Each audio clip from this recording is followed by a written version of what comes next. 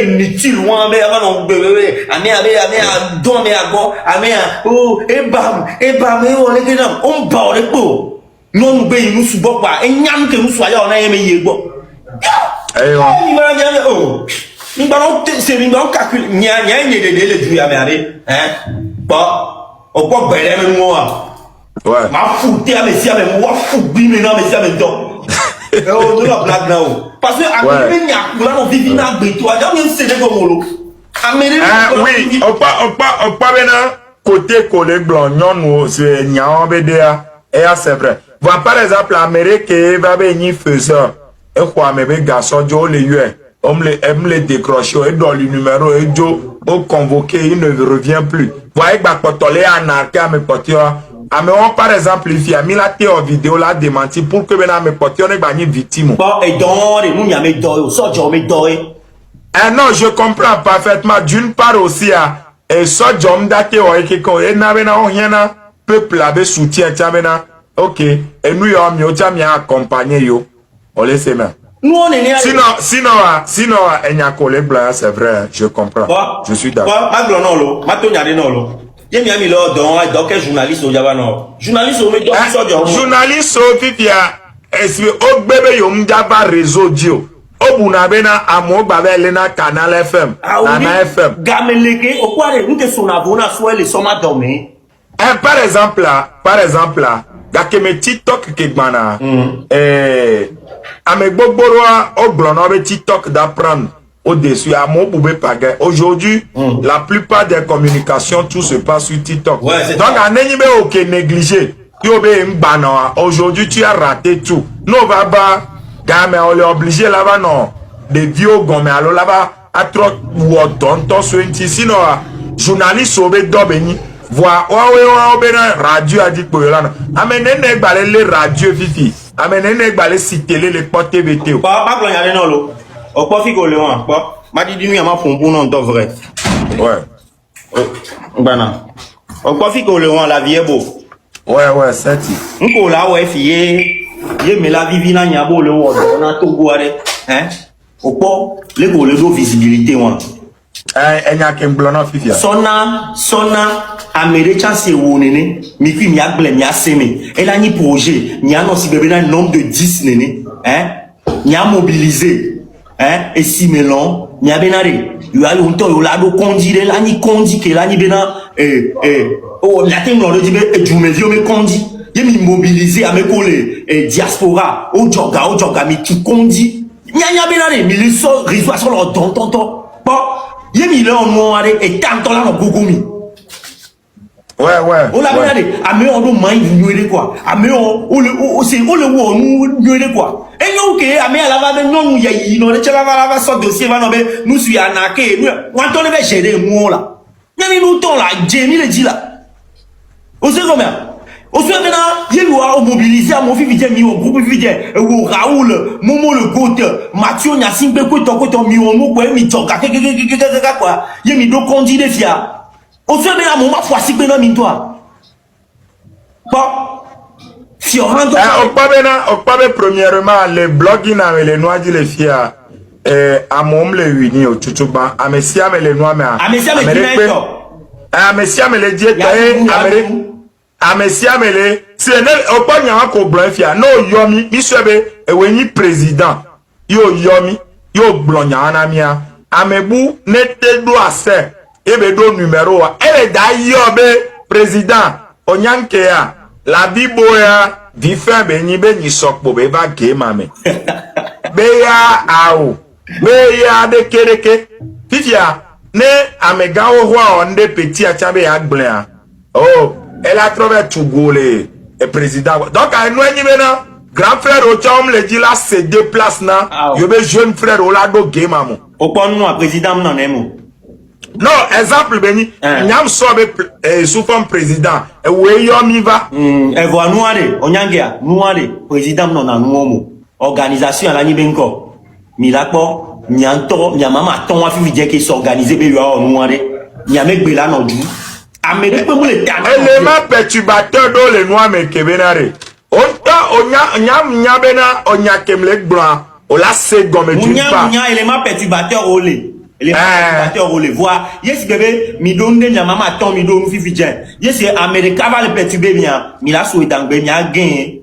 Et dewa e oso dangbea obe ole envia me. Les gars mais amène là envia Américain. OK, tu vois. Le possible ole. Ende ko mi le gbebe na re ma yido ne no. Sibe o pare que o va mi le pompo ifiwa. D'une part, au blognare le gbende na bena berebe no de kere. Est-ce que moi Drekudo am c'est comme non parce que tu as raison. Ouais. On laisse moi. Ah, yem date blomena alors cette ya me kebe ni be boule fie.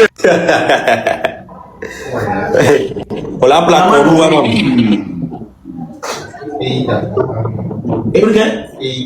Eida. Mais t'as vu?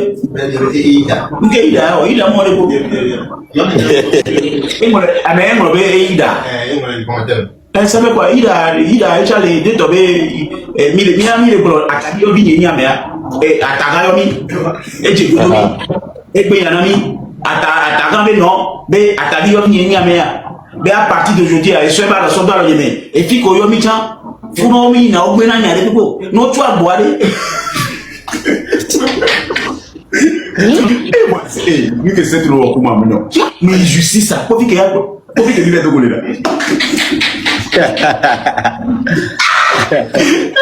C'est trop me barrer mais y voir. Il m'a content.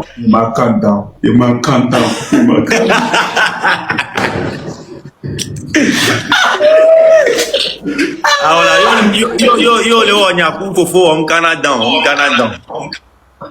On doit la cadre on kanchio. Fofo ma cadre na fofo. Même si jago chan ame fofo o, c'est ne ko mi na nye fie onye ngo pa ma be hwan, ma te glo hwan. Ma te wa ye ilu go bebe ba ho appel. Ogwa.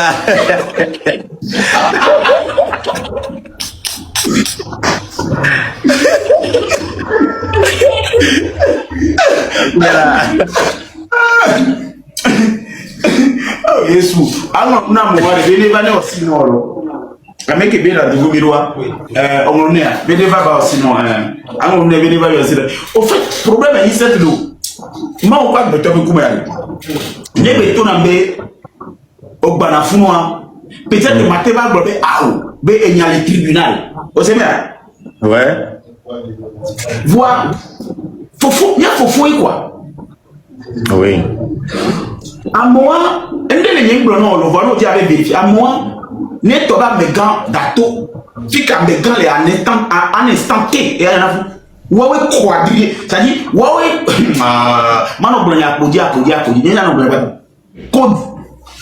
On a remarqué que va doit filer d'abord donner yebe be sonya ifie pan e pour les que et toi pour les que me code ya les que article ya les que ni les que ça te le ouais oh c'est boutique te enseigne ouais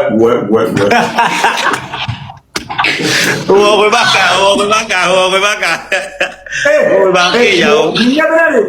Monyabo au sentiment nem te no fun yo article wa ye ngolele ke kaka amega continuer à ouais oh c'est boutique te enseigne et c'est boutique là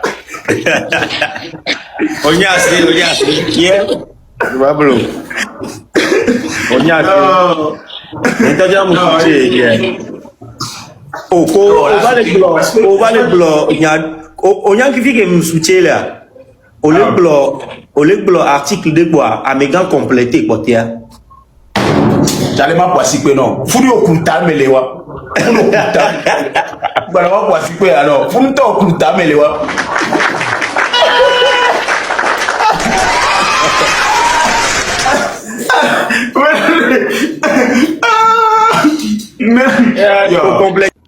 Et voilà la famille, j'espère bien que vous avez tous suivi la vidéo du début jusqu'à la fin. C'était Seklo, voilà, qui conseille les blogueurs du Togo et il a donné lui aussi son idée concernant tout ce que les blogueurs sont en train de faire actuellement. Et moi je pense bien que Seklo a raison. Pour moi, je dis bien parce que je donne mon avis. Et pour ceux qui veulent donner leur avis aussi, dites-le en commentaire. Sinon, selon moi, Seklo a pleinement raison.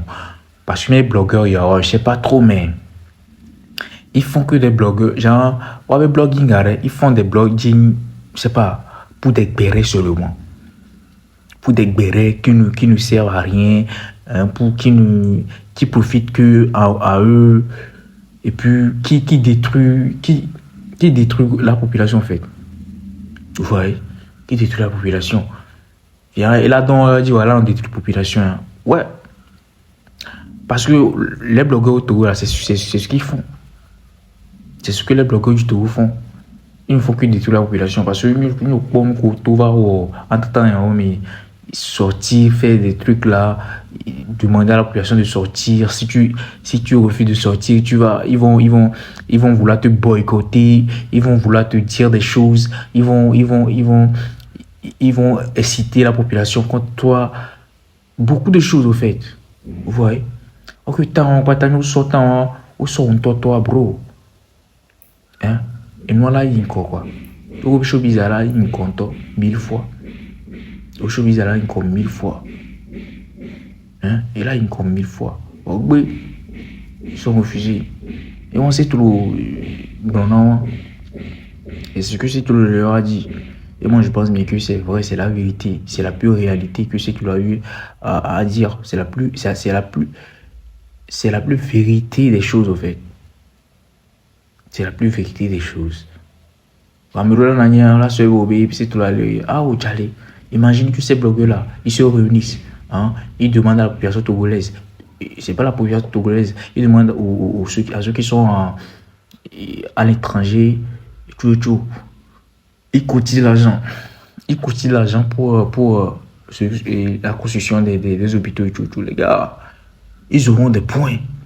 Et aussi là, ça va aider la population. Imagine, ils font ça 1 an, 2 ans, 3 ans, 4 ans, dans 5 ans, là, qu'est-ce que le Togo va devenir? Le Togo va devenir autre chose. Même si le gouvernement ne n'investit pas, le Togo va devenir autre chose.